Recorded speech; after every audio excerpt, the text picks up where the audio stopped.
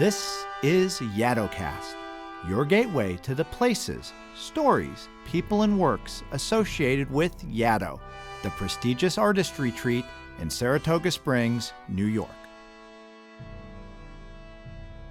Today's episode, Aaron Copland. Support of YaddoCast comes from Spencer Trask & Company, a leading private equity firm focused on breakthrough ideas with far-reaching impact and potential. Details at spencertrask.com.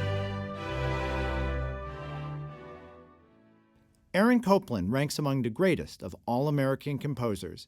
His most popular compositions, such as Fanfare for the Common Man, Appalachian Spring, Rodeo, and Billy the Kid, demonstrate the thrilling and soaring sensibilities of Copland's signature style. His complex and undulating rhythmic and harmonic structures, combined with idiomatic American musical styles, ranging from traditional folk music to patriotic ballads. In 1930, Aaron Copland was accepted to a residency at Yaddo, the artist retreat in Saratoga Springs, New York. Yaddo had just opened in 1926. When Copland was at Yaddo, his most popular works were still in his future, but this was a pivotal time in his career as a composer. As we retrace Aaron Copland's first residency, a major work he writes, and his efforts at Yaddo beginning in 1930, our views of Copland as a major artist and as a shaper of the American musical scene, and Yaddo as a unique experiment in America's cultural history come into sharper focus. Just prior to his first residency at Yaddo, Aaron Copland, born in 1900, had returned to America after studying music in Paris in the 1920s. Once back in New York, he focused on being a full-time composer, but his work would continue to be influenced by the ideas and styles he experienced abroad. Copland at this time was composing in a modernist, avant-garde style.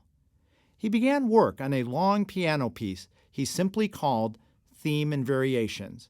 It would be one of the most challenging pieces he would compose in his entire career. Yaddo was the environment in which he nurtured this work, and one can hear in Copland's own words his deep appreciation for what Yaddo offered him as a creative artist.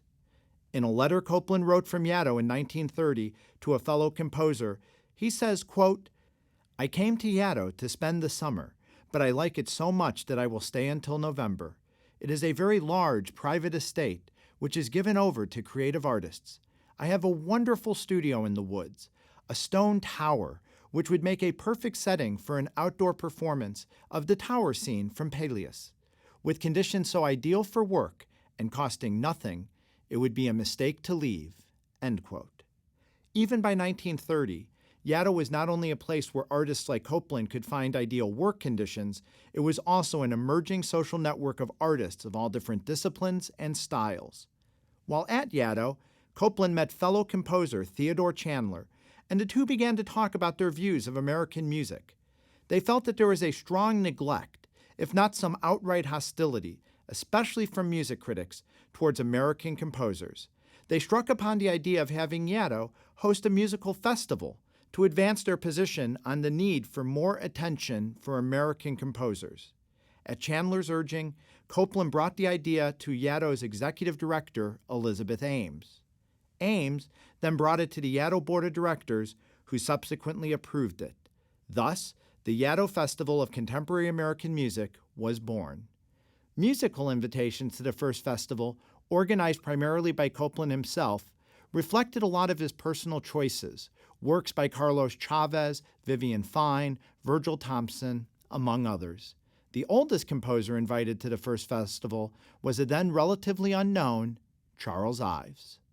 The desire and the ability to create a festival and his engagement in America's musical politics demonstrate another side to Aaron Copland, a side probably less well known by the general public. And the festivals provided a very public face to a private artist retreat for the almost 2 decades that the festivals ran on the Yaddo estate. On the composing side, the work Copland focused on while at Yaddo in 1930 was the continued germination of Theme and Variations, which he eventually changed the name to Piano Variations. Copland sensed that piano variations could be a big work for him, and he wanted a proper debut for the piece. As he thought about whom he could get to play it, he settled upon one of the best pianists of his generation, but Aaron Copland probably did not anticipate the pianist's response.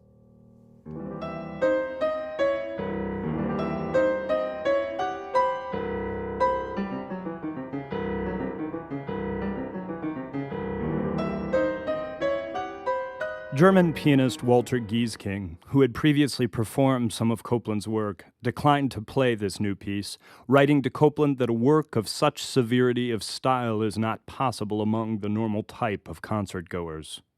The pianist was hardly alone in expressing such a sentiment. Indeed, a resistance to innovation in American music was widespread and was one of the primary reasons for which Copland poured his heart and soul into establishing the Yaddo festivals of contemporary American music. He recognized the musical and broader cultural importance of an emerging generation of American composers long before the critics would. In his excellent essay, The Trailblazer, Aaron Copland and the Festivals of American Music, scholar Tim Page relates a story that aptly captures the tension between composers and critics of the period. Only 4 music critics attended the inaugural Yaddo Music Festival. Disgruntled, Copland wrote an editorial to the New York Times, which the paper's music critic, Olin Downs, quote, reprinted and responded to at length. Downs suggested that composers should be grateful for the little attention they received and insisted that any perceived apathy toward American music was due to the dearth of anything worth hearing.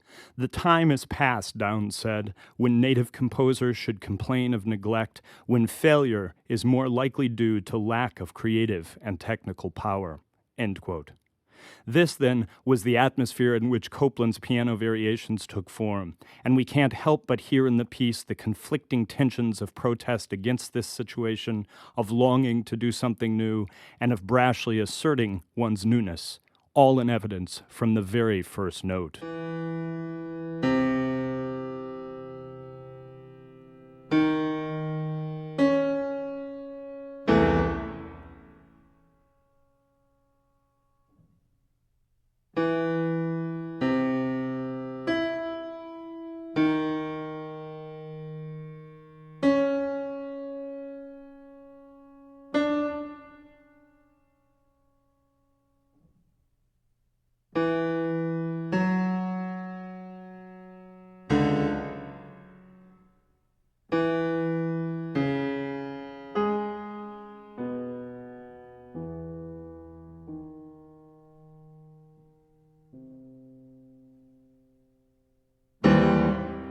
It was precisely Copland's willingness to experiment that would ultimately establish him as perhaps the greatest American composer of the 20th century.